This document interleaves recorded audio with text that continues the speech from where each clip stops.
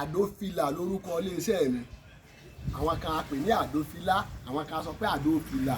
Àdófìlà abamixture ní iléeṣẹ́ tó jẹ́ pé mi ò mọ̀ ju ká máa po nǹkan tó ní ṣe pẹ̀lú àdó láwọn àdó tá a fi ń tẹ́ àwọn ìyàwó tí àwọn girlfriend wa lọ́rùn. Alákọ̀ọ́kọ́ tá a kọ́ gbé jáde tí gbogbo ayé tẹ́wọ́ gbà tán sì ń jẹ̀ràn rẹ̀ lẹ́nu dọ̀la òun ni àdó sunkún bí egbére, ká dó ọmọ kó sunkún bí egbére tó ṣe nínú. Àdó ẹlẹ́ẹ̀kejì ni àdó jábọ́ kó lórí ìbùrùn kọ́ mọ́ jábọ́ kó lórí ìbùrùn tí ẹ ti ń ṣeré ìfẹ́ lọ kó tó wọ ọmọ ra. Àdó mọ́wàá mọ́, àdó sálọ, àdó gbárímú, àdó kó lọ fáà.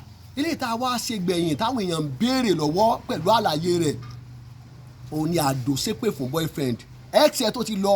Àdó ṣépè fún ex ẹ tó yẹ pé tó máa ń bọ̀ ṣe ìfẹ́ lọ́ba ó sì máa ṣépè fáwọn tẹ̀ ti jọ ṣeré ìfẹ́ tí wọn ò mọ̀ ṣe rí. Kéèyàn ò ní girlfriend àbí kéèyàn níyàwó ilé kéèyàn bá ṣeré ìfẹ́ tán kó sì tún wọ́ dídò mọ́ra lẹ́yìn téèyàn kú lọ́dọ̀ rẹ̀ kó tó máa fi dídò parí iṣẹ́ tọ́mọ ọkùnrin ọ̀lẹ́ tí ò parí. Mo wá yànnàná mo ṣàlàyé ṣùgbọ́n àwọn èèyàn máa tún ìbéèrè máa béèrè àdẹ̀lẹ̀ bú gbogbo wọn àwọn tán tún béèrè yẹn gbogbo wọn Ọlọ́run fún wa lóye nǹkan bákan náà. Ẹlòmíì tó bá sọ̀rọ̀ fún tán láàrin ìṣẹ́jú méjì ó ti gbàgbé. Ẹ wá jẹ́ yànnàná kí n tálàyé yẹn ṣe. Flọ́ṣà alákọ̀ọ́kọ́ tí ó fọ gbogbo nǹkan tí ń bẹ nínú àgọ́ ara èèyàn tí ò da. Àlẹ́ ti torí pé a fẹ́ tẹ́ àwọn ìyàwó ilé wa lọ́rùn sí ká sì torí ẹ̀ ká sọ pé àní jẹ́ bá àní jẹ́ fùfú àní jẹ́ sẹ̀mọ́ àní jẹ́ ráìsì àní jòròrò àní mú soft drink àní mú bíẹ̀ àmọ́ mú wọn. Aṣọ tó bá dọ̀tí náà fífọ́ lè yàn ọ̀fọ̀ téèyàn ọ̀lọ̀ tí ó fi stáàlì sí tí ó tún fi dùn owó lójú. Jẹnẹrétọ̀ tá à ń lò mọ́tò tá à ń gbé jáde ọ̀kadà kẹ̀kẹ́ gbogbo àwọn nǹkan tá à ń sáfìsì yẹn ó yẹ ká lè máa sáfìsì inú wa ó yẹ ká lè máa sáfìsì àgọ́ ara wa tí ọmọ sara wa dọ̀tun tó ojoojúmọ́ là ń dàgbà sí. Flọ́ṣà ni ó fọgbọ́n tí ọ̀dá nínú àgọ́ ara wa dànù. Ẹlẹ́ẹ̀kejì ni ẹ̀sùn kí á ti dàkọ́lẹ̀. Tí jẹ̀dí bá ti pọ̀jù lára tó gba promotion yóò padà di ìdákọ́lẹ̀.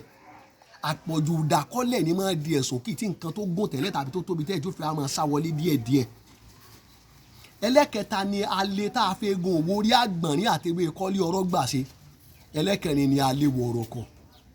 Ṣùgbọ́n àwọn iléeṣẹ́ abánikẹ́rù rìnrìn àjò wọn ò gbà ká gbé egbòogi tó jẹ́ rúùtù mọ́ wọn ò gbà láfi change àwọn kinní yẹn sí powder. Ṣùgbọ́n àwọn tó bá wà lórílẹ̀‐èdè Nàìjíríà bí báyìí bá a ṣe ń gbé fún wọn láti ilẹ̀ wa náà là ń gbé fún wọn bó ṣe lọ rè. Flọ́ṣà rè tí ó fọ gbogbo nǹkan tí ó da nínú àgọ́ ara dànù bó o ní lílò rẹ̀. Ẹ bù ìdajì síbi powder yìí ẹ po ògì gbóná láàárọ̀ kùtù kẹ́ ẹ tó jẹun ẹ bù ìdajì síbi powder yìí ẹ dà sínú ògì yẹn ẹ po papọ̀ kẹ́ ẹ tó jẹun láàárọ̀ lẹ máa mú. Ẹ̀ẹ̀kan láàrin ọjọ́ mẹ́wàá ni ẹ má lọ síbi ẹyọ kan tán o ẹ̀ẹ̀kan láàrin ọjọ́ mẹ́wàá. Ẹ̀sùn kí àtìdákọ́lẹ̀ yìí ẹni tó bá jẹ́ pé ó bá máa ń mu ọtí ògógóró ẹ da ògógóró sí lórí fún wákàtí 12 lẹ́yìn wákàtí 12 ó ti di lílò nìyẹn. Kọ́ọ̀pù tó máa ń wà lórí ìgò ọtí ìbílẹ̀ yẹn tó ń bla yẹn ó lè fi máa lò ẹ̀ẹ̀kan láàrin ọjọ́ mẹ́ta. Kò dé táìmù bó jẹ́ àárọ̀ bó jọ̀sán bó jálẹ̀ kó sáà ti jẹ́ ẹ̀ẹ̀kan láàrin ọjọ́ mẹ́ta. Alẹ́ tá a fẹ́ gun òwò orí àgbọ̀nrín àtẹwé kọ́lé ọ̀rọ̀ gbà ṣe ẹ̀yìn tó bá jó orílẹ̀-èdè Nàìjíríà lẹ́wà ike tí wọ́n fi gbé fún èrè bó o ní lílò tiẹ̀ ẹ bù síbi ẹyọ kan sínú kọ́ọ̀pù ẹ wà mú mílìkì olómi ìdajì agolo ẹ tù sí lórí ìka tó gùn jù lọ́wọ́ yín ìkarìn lẹ́ẹ̀fì fọ́ papọ̀ tẹ́ bá ti fọ́ papọ̀ tẹ́ ẹ gbé mu nígbà tá a bá rí ìṣẹ́jú 5 sí ìṣẹ́jú 10 yọ bẹ̀rẹ̀ ẹsẹ̀ nítorí wà fún ni pé tẹ́ bá ṣe ń kọ́m tẹ́ bá ìlísì fún ráńdì àkọ́kọ́ nígbà tẹ́ bá tún fi rí 10 or 15 minutes ara yín ó tún gbéra padà. Ẹ lè lò ó pẹ̀lú ògógóró kò ṣe mílìkì nìkan mílìkì lọ dáa jù ẹ lè lò pẹ̀lú ògógóró. Ẹ bá rí i pé síbi ẹyọ kan ó kún jù tẹ́ bá ti rí pé ó ti high jù tẹ́ bá fẹ́ lò next ẹ má jẹ́ kí síbi kan kún tán. Alẹ́ wọ̀rọ̀kọ̀ òun rèé àwọn tán bá wà lórílẹ̀‐èdè Nàìjíríà tí wọ́n fi gbé fún wọn rèé alẹ́ wọ̀rọ̀kọ̀. Ṣùgbọ́n tó bá jẹ́ pé ìlú òyìnbó lẹ́wà alẹ́ wọ̀rọ̀kọ̀ tí wọ́n fi gbé alẹ́ wọ̀rọ̀kọ̀ fún yín ni. Now àwọn tán wà nílùú òyìnbó nǹkan oríṣi mẹ́rẹ̀ẹ̀rin tí mo ṣèpolówó rẹ̀ yìí tó jẹ́ full package yìí ẹ̀yin tẹ́ wà nílùú òyìnbó bí wọ́n ṣe gbé fún yín lè. Eléyìí alákọ̀ọ́kọ́ yìí òun rèé tí ẹ̀sùn kí àtìdákọ́lẹ̀ rèé. Eléyìí tó lọ fún Flọ́ṣà rèé òun lẹ̀ ń wò yìí tó bá jẹ́ ìlú òyìnbó láìlọ́nà máa fi gbé ẹ. Alẹ́ tá a fẹ́ gun òwò orí àgbọ̀nrín àtẹwé kọ́lé ọ̀rọ̀ gbà ṣe òun rèé. Alẹ́ wọ̀rọ̀kọ̀ tó wà ń bí náà lọ wà ń bí òun náà rèé.